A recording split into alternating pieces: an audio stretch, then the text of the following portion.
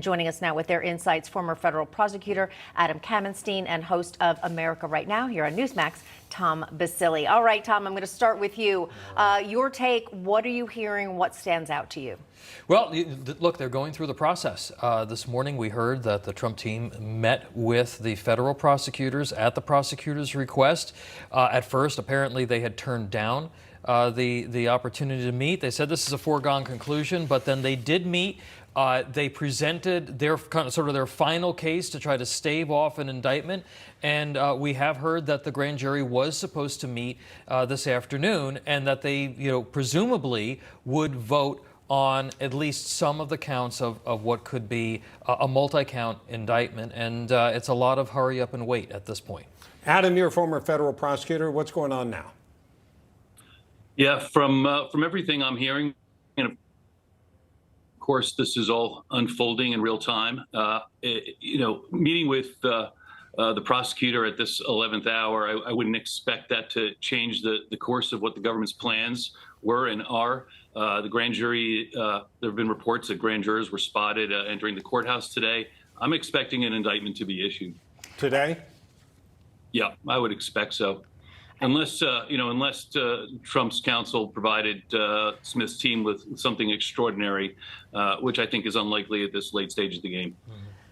Tom, what do you think is the ultimate goal here of Jack Smith? Is it to prevent the former president from running again? Is it to get him arrested? Is it or is it simply really to get him indicted for the third time? These are going to be very complex charges, and each of these cases, as we've seen them proceed now, they've gotten more and more complex, and frankly, to some degree, more difficult for the prosecutors. So there is this idea that getting a conviction really isn't the goal here. If you do believe that these are political prosecutions or they're politically motivated, perhaps the idea that the former president is going to be encumbered by these cases throughout the course of the presidential election.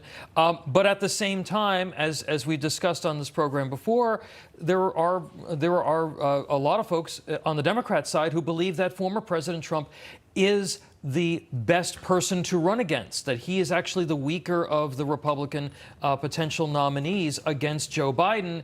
So they believe that this will embolden his supporters, but also encumber him in the general election. Yeah. Adam, let me ask you this.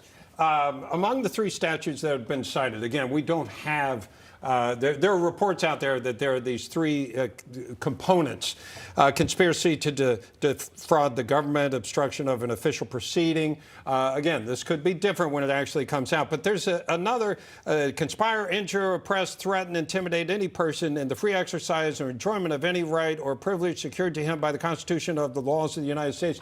The reason I'm reading all that is this a hard case to try? Is it hard to put in front of 12 people and make it simple enough to say he either did it or he didn't, without it just looking like politics?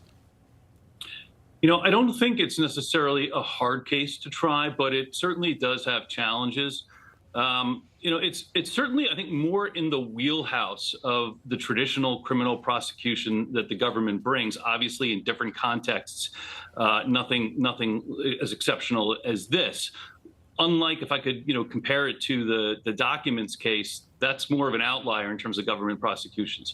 So, here you've got a conspiracy to defraud, as you cited. The government brings those cases every day. It also brings cases under the civil rights statutes, 241, 242, deprivation of rights under color of law, things of that nature. So, it's got a lot of experience with these kinds of cases.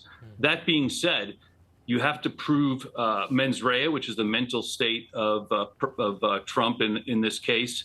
That requires inference and circumstantial evidence and connecting a lot of dots. I think the evidence is overwhelmingly there, but you have to convince the juror, what was going on in Trump's mind. Mm-hmm. So that's just a kind of inherent challenge in a case like this.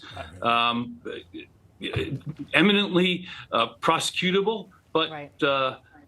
challenges along the way. All right, Tom, we're just about out of time. Last words. Yeah, just want to go back to that issue about the deprivation of rights under color of law. Yeah. I happen to think it's really dubious, but we're talking about the political angle on all of this. It is a statute that was used to prosecute members of the KKK way back in the day, and that's going to provide a talking point for All the right, left. Tom, thank you. Tom Basile, Adam Kamenstein, thank you very much. We have more after this. Pleasure.